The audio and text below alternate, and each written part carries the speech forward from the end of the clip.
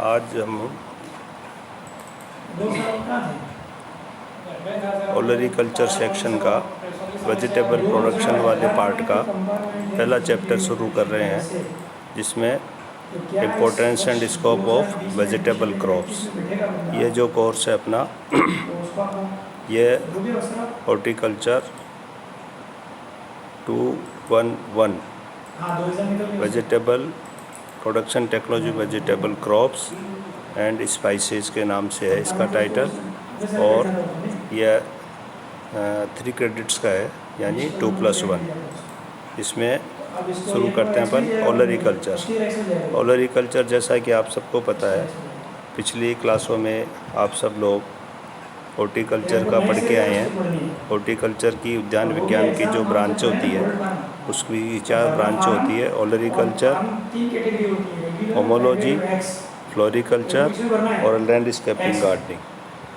Landscaping gardening का course बाद में आएगा, पहले हम अपने इंट्रोडक्टरी हॉर्टिकल्चर पढ़ चुके हैं, इसके बाद ये ओलरीकल्चर का कोर्स है।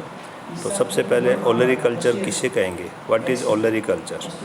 तो जो ओलरीकल्चर को एक सीधी समझने की भाषा में कहें तो यह एक अपना सब्जी विज्ञान है, जिसको कि वेजिटेबल साइंस के नाम से भी जाना जाता है। तो olericulture means the term olericulture is originated from Latin words oleris. यह एक लैटिन वर्ड है ओलरीज, जिससे लिया गया है। इसका मतलब होता है पॉट हर्ब्स, जिसको कि पॉट हर्ब्स के नाम से जानते हैं। जो इंग्लिश वर्ड कल्चर है, इसका मतलब होता है रेजिंग ऑफ प्लांट्स, यानी पॉट हर्ब्स को उगाना, इसको बोलेंगे ओलरीकल्चर। और दूसरी भाषा में कहें तो ये वेजिटेबल साइंस है। Vegetable is a general term for any vegetable matter coming from vegetable kingdom. तो ओलरीकल्चर ये कह सकते हैं कि वेजिटेबल साइंस या सब्जी विज्ञान है, उसको हम ओलरीकल्चर कहेंगे, या ओलरीकल्चर सब्जी विज्ञान कहलाएगी। अब सब्जी विज्ञान की इसकी इम्पोर्टेंस क्या है? इम्पोर्टेंस इसकी खेती के रूप में कहें या किसानों के लिए कहें या स्टडी के रूप में, सब्जियों की खेती मनुष्य या खेती का कृषि में क्या महत्व है, इसको क्यों करना चाहते हैं हम, तो ये इसके लिए महत्व इसका बहुत अधिक महत्व है। जैसे पहला कह सकते हैं कि ह्यूमन डाइट एंड न्यूट्रिशन में इसका क्या महत्व है। तो the importance of vegetables in human diet is well known since time immemorial as they supply all main components of human diet. सब्जियों के द्वारा मनुष्य को स्वस्थ रहने के लिए विभिन्न प्रकार के पोषक तत्व हैं, न्यूट्रिएंट्स है, खनिज लवण है, और ये सारी चीज़ें उसको मिलती रहती है ह्यूमन डाइट के रूप में। तो यह एक बहुत इसका बहुत ज़्यादा महत्व। हम सब जानते हैं कि बिना शरीर के स्वस्थ रहे मनुष्य 24 घंटे काम करता रहे, इसको एनर्जी की आवश्यकता पड़ती है, और वह एनर्जी मनुष्य फल सब्जियों के माध्यम से, भोजन के माध्यम से उसको प्राप्त होती है। शरीर का पालन पोषण होता है, जिससे कि वह स्वस्थ रह कर के पूरे वर्ष भर काम करता रहता है। तो वेजिटेबल्स एक बहुत बड़ा रोल बैलेंस डाइट में निभाता है मनुष्य के, और ह्यूमन डाइटेरियंस ऐसा कहते हैं कि लगभग 300 ग्राम सब्जी प्रतिदिन मनुष्य को खानी चाहिए। अब 300 ग्राम में भी उसको 125 ग्राम लीफी वेजिटेबल्स, 100 ग्राम रूट्स वाली कंद वाली सब्जियां या रूट ट्यूबर्स वाली, और 75 ग्राम इसको दूसरी प्रकार की सब्जियां प्रतिदिन रिक्वायरमेंट होती है। परंतु अवेलेबिलिटी जो इस समय भारत में सब्जियों की है, वो केवल 145 ग्राम प्रति व्यक्ति प्रतिदिन इसको मिल रही है। अब ये एक बहुत बड़ा इम्पोर्टेंस जो इसको दिखती है अपना, कि मात्र 300 की तुलना में 145 ग्राम मनुष्य को उपलब्ध हो रही है। तो इस हम देख सकते हैं कि सब्जियों के उत्पादन का कितना बड़ा स्कोप है भारत के अंदर। अब ये जो सब्जी का कम उपलब्ध हो रही है, इसके बहुत से कारण हो सकते हैं, जिसमें हाई पॉपुलेशन है और पोस्ट हार्वेस्ट लॉस, जनसंख्या तो अधिक है ही, इसके साथ साथ जितना मनुष्य खेती में सब्जियां पैदा हो रही है, उसका लगभग 35% है उसका पोस्ट हार्वेस्ट लॉस, यानी पैदा होने के बाद भी 35% उसका हिस्सा है जो नष्ट हो रहा है। तो ये एक बहुत बड़े कारण है जिसकी वजह से अवेलेबिलिटी कम हो रही है। इसलिए भविष्य में इसको इंक्रीज़ करने के लिए भारत की जनसंख्या के हिसाब से बहुत अधिक इसमें अटेंशन की आवश्यकता है और एक साइंटिफिक कल्टीवेशन की आवश्यकता है, पोस्ट हार्वेस्ट को रोकने की आवश्यकता है, जिसकी वजह से ये ठीक हो सकते हैं। अब मनुष्य जब सब्जियों का उपयोग करता है तो उसका खनिज लवण है, विटामिन्स है, प्रोटीन्स है, फैट है, कार्बोहाइड्रेट है, ये विभिन्न प्रकार के जो तत्व मनुष्य को आवश्यक होता है जीवन जीने के लिए, शरीर फिजियोलॉजी चलाने के लिए, उसके लिए आवश्यक होता है। तो इसकी एक ये जो आप एक ये टेबल देख रहे हैं, इसमें जो कार्बोहाइड्रेट है, प्रोटीन्स है, फैट है, विटामिन्स है, इसका ये डेफिशिएंसी सिस्टम से दिए गए हैं, इसके फंक्शन से दिए गए हैं कि किसका क्या रोल होता है। जैसे फॉर एग्जांपल कार्बोहाइड्रेट, ये सप्लाई ऑफ एनर्जी, मनुष्य को एनर्जी की सप्लाई करता है, और एसिमिलेशन ऑफ अदर न्यूट्रिएंट्स, इसके अलावा जो दूसरे पोषक तत्व होते हैं उसकी उपलब्धता को भी सुनिश्चित करता है। फाइब्रस इम्प्रूव डाइजेशन सिस्टम को ठीक करता है, कब्ज को, कॉन्स्टिपेशन को प्रिवेंट करता है, reduce the level of cholesterol को भी ये कार्बोहाइड्रेट कम करता है, और इसकी कमी की वजह से loss of energy and weakness हमें दिखाई देती है। तो ये जो टेबल है इसको हम देख सकते हैं, इसमें कार्बोहाइड्रेट का है, प्रोटीन का फंक्शन से क्या है, फैट का फंक्शन क्या है। इसके बाद फिर इम्पोर्टेंट आता है विटामिन्स। विटामिन्स भी बहुत सी एक ऐसे रसायन कह सकते हैं इसको, ऐसे जो बॉडी में बहुत आवश्यक है और पर्टिकुलरली कम अमाउंट में भी शरीर की गतिविधियों को किसी भी प्रकार से बीमारियों के लिए और पर्टिकुलरली पार्ट्स के लिए भी ये जिम्मेदार होकर उसमें करता है ऐसा। तो जैसे विटामिन ए का दे रखा है, helps in growth and provide protection against infection and night blindness, it increase longevity. रतौंधी जिसको रोग कहते हैं, रात्रि में नहीं दिखना, नाइट ब्लाइंडनेस, वो इसकी कमी की वजह से दिखाई देता है और इसका फंक्शन होता है ये। तो सबसे डिजीज और बहुत सारी बीमारियों का प्रभावित होना, ग्रोथ का रुक जाना, ये भी इसकी कमी होता है। पर जो मुख्य लक्षण है इसका ये विटामिन ए का, ये नाइट ब्लाइंडनेस से रिलेटेड होता है इसका। दूसरा है vitamin B complex. B complex इसलिए इसको कहते हैं कि इसमें बहुत सारे विटामिन बी का ग्रुप्स होता है, जिसकी वजह से ये कॉम्प्लेक्स कहलाते हैं। यानी जैसे थाइमिन को B1 बोलते हैं, रिबोफ्लाविन को B2 बोलते हैं, नाइसिन और निकोटिन एसिड को B5 बोलते हैं। तो ये मिला के ग्रुप बनता है विटामिन बी कॉम्प्लेक्स का। और भी ग्रुप्स होते हैं इसका, लगभग 6-7 तक होते हैं, लेकिन ये 3 इम्पोर्टेंट होता है इसको, थाइमिन B1, B2 और B5। तो इनके भी फंक्शंस इस टेबल में दिए हुए हैं जो आप लोग को दिखाई दे रही है।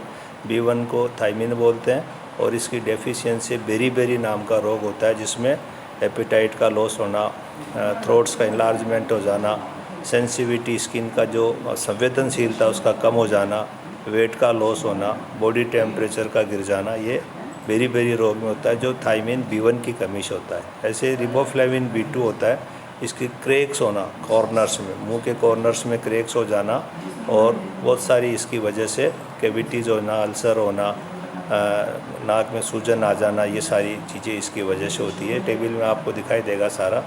नाइसिन या विटामिन B5 जिसको निकोटिनिक एसिड भी कहते हैं, ये ग्रोथ और रिलीज ऑफ एनर्जी के लिए आवश्यक होता है। Sources of tongue, soreness of tongue का है, पेलिग्रा नाम की डिजीज इसकी वजह से होती है, तो ये बी कॉम्प्लेक्स का है। इसके साथ साथ फिर एस्कॉर्बिक एसिड है, विटामिन सी है, इसके भी हैं। तो ये कह सकते हैं इनको इस टेबल के आधार पर कि विटामिन्स एक बहुत इम्पोर्टेंट पार्ट हमारी बॉडी में इम्पोर्ट करते हैं, जो सब्जियों के माध्यम से हमें प्राप्त होते हैं। इसके बाद कुछ मिनरल्स इम्पोर्टेंट होते हैं, जैसे कैल्शियम, आयरन, आयोडीन।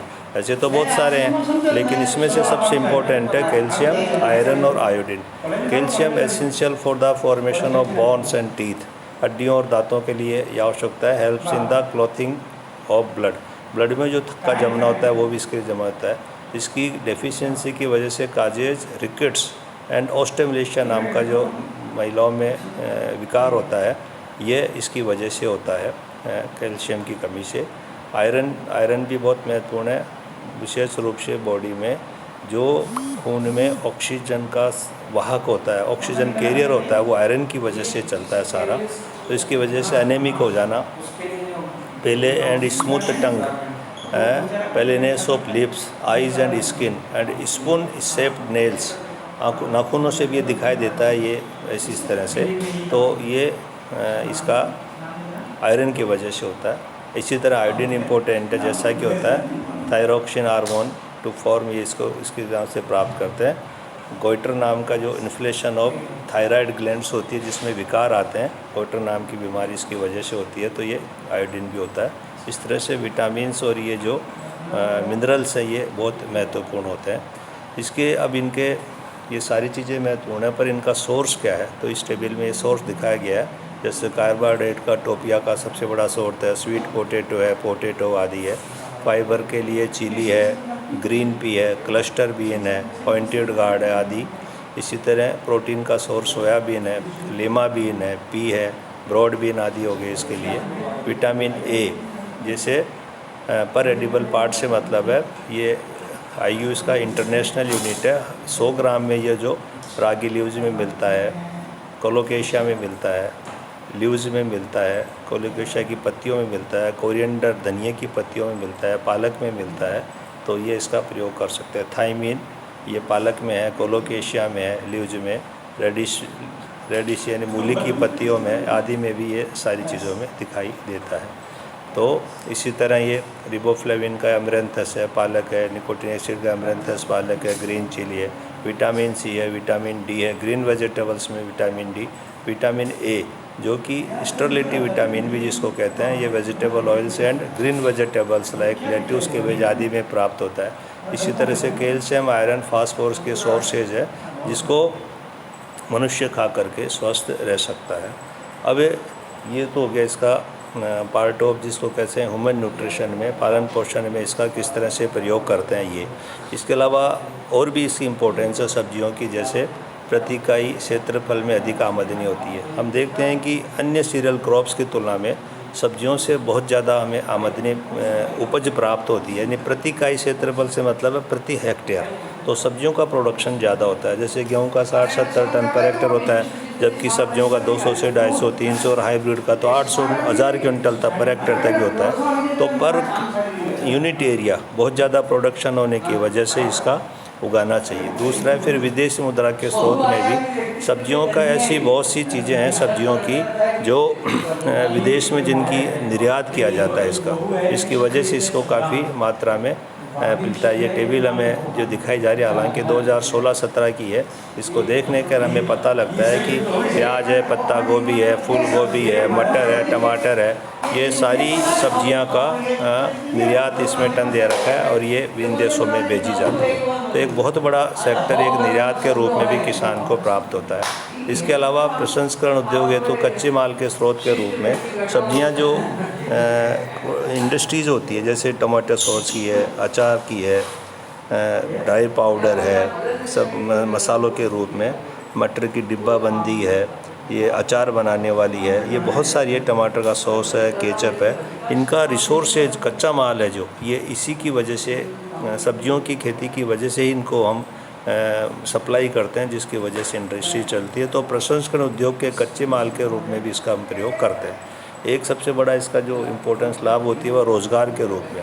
सब्जियां एक ऐसा खेती है जिसमें लेबर बहुत ज़्यादा, घर फार्म का रिसोर्सेज प्लस लेबर रिसोर्सेज जितना भी इसमें बहुत ज़्यादा लगता है, पौधों को तैयार करना, उनकी ट्रांसप्लांटिंग करना, और ये एक ऐसा काम है सब्जियों के साथ जो वर्ष भर चलता है। कटाई है, गुड़ाई है, पिकिंग है, दवाओं का छिड़काव है, खाद उर्वरक देना है, पैकिंग है, पैकिंग में भी फिर तोड़ने के बाद भी उसकी पैकिंग है, ट्रांसपोर्टेशन है, इसमें बहुत सारे हैं, जिसकी वजह से एक बहुत बड़ा ग्रुप एक रोज़गार के रूप में उभर के आता है जो किसानों के सहयोग करता है। इसमें देश में अनएम्प्लॉयमेंट की समस्या काफ़ी हद तक इसका सब्जियों की खेती से समाधान इसका किया जा सकता है। तो इसके अलावा भी जो और इसकी इम्पोर्टेंस है, जैसे फार्म का रिसोर्सेज, घर में मनुष्य या खेती बड़ी है, दूसरे साधन है, उन सब का वर्ष भर, क्योंकि सब्जियां एक ऐसा खेती है, व्यवसाय है जो पूरे वर्ष भर यानी तीनों सीजन में हम कल्टीवेशन करते हैं, तो उस रिसोर्सेज का भी सारा उपयोग हम कर सकते हैं। तो ये कुछ इसकी इम्पोर्टेंस पॉइंट है। अब इसके हम स्कोप की बात करते हैं, तो स्कोप ऑफ वेजिटेबल कल्टीवेशन का, तो India has a tremendous potential of growing vegetables. It is clear from the following points. Bharat में या अपन कहें कि अपने राजस्थान स्टेट में इसकी पूरी संभावना है इसकी खेती की बहुत अधिक, जिसकी वजह से सब्जियों की खेती को काफ़ी बड़ी मात्रा में बढ़ावा मिल सकता है। जैसे the availability of vegetables is very less. जैसा कि हमने पिछली बार बताया कि 145 ग्राम सब्जी प्राप्त हो रही है मनुष्यों का भी, तो इसको बढ़ाने की आवश्यकता है 300 ग्राम तक। तो हम जितनी इसकी मात्रा में खेती करते हैं या खेती करवाते हैं या किसान खेती करते हैं, तो काफ़ी बड़ा स्कोप है कि लोग इसको परचेज करेंगे। तो इसकी वजह से हम इसको खतरे को बढ़ावा देना चाहिए। Vegetable crops give rise 5 to 10 times more yield per unit area. जैसा बताया कि 5 से 10 गुना दूसरी फसलों की तुलना में, सीरियल क्रॉप्स की तुलना में इसका प्रोडक्शन होता है, तो किसान इसको ग्रो करने की हिम्मत करता है या इसको कराया जा सकता है। तीसरा बिंदु है comparatively vegetables are short duration. सामान्यतः सब्जियां कम अवधि की होती है, यानी कह सकते हैं कुछ सब्जियां तो जैसे मूली आदि 60 दिन में हो जाती है और कुछ है तो ज़्यादा से ज़्यादा 3 महीने की, 150 दिन तक। तो ये अन्य फसलों की तुलना में कम समय में तैयार हो जाती है, जिसकी वजह से एक ही खेत में पूरे वर्ष में कई फसलें ली जा सकती है। और इसके बाद चौथा बिंदु, all types of vegetables temperate, tropical, सब tropical can be grown in the country. जैसा कि जान सकते हैं सब्जियों की तीनों मौसम होता है, तो अपने भारतवर्ष में तीनों ही मौसम है। अपने राजस्थान में भी तीनों प्रकार के मौसम होता है, तो सब प्रकार के सब्जियों को यहाँ ग्रो कर सकते हैं। Vegetables are well suited for different cropping systems, जैसे क्रॉप रोटेशन है, इंटर क्रॉपिंग है, मल्टीपल क्रॉपिंग है, मिक्स्ड एंड कंपेनियन क्रॉपिंग्स है। तो ये जो क्रॉपिंग पैटर्न है विचार, इसमें इसका जो क्या कह सकते हैं इसको फ्रेम है, उसमें वेजिटेबल ग्रोइंग का सिस्टम सारा होता है, क्योंकि तीनों फसल होने की वजह से। इसके अलावा दाल वाली भी सब्जियां हैं, मूसला जड़ वाली भी सब्जियां हैं, जकड़ा जड़ वाली भी सब्जियां हैं, कम पानी चाहने वाली भी है, अधिक पानी चाहने वाले भी है, कम खाद चाहने वाले भी है, अधिक खाद चाहने वाले भी है, कम समय में तैयार होते हैं। तो उनको रोटेशन के दृष्टि से इसमें फ्रेम में फिट होती है, तो इसको किया जा सकता है। इसके बाद vegetable cultivation is labour intensive, therefore it provides more employment to rural population. ग्रामीण क्षेत्र में जैसा पहले बताइए, इसमें पौध तैयार करने से लेके हार्वेस्टिंग करने, पैकिंग करने, बाज़ार भेजने तक काफ़ी लेबर की आवश्यकता पड़ती है। तो ग्रामीण क्षेत्र में इसकी खेती आसानी से की जा सकती है। जो हमारे जो रूरल यूथ है हमारा, उसको इसमें रोज़गार की संभावनाएं मिलती है। इसके बाद है the enterprise also makes more effective use for land and labour. अब इसको कोई यदि उद्योग के रूप में अपनाना चाहता है, एंटरप्राइज के रूप में कर सकता है, तो ज़मीन और उसका उपयोग कर सकता है इसमें, जिसको कि आराम से हमारे यहाँ काफ़ी बड़ी मात्रा में ज़मीन भी उपलब्ध है, एम्प्लॉयमेंट के लिए बेरोज़गार युवक भी उपलब्ध हैं। तो इन सारी चीज़ों को vegetables can be grown in kitchen gardening also.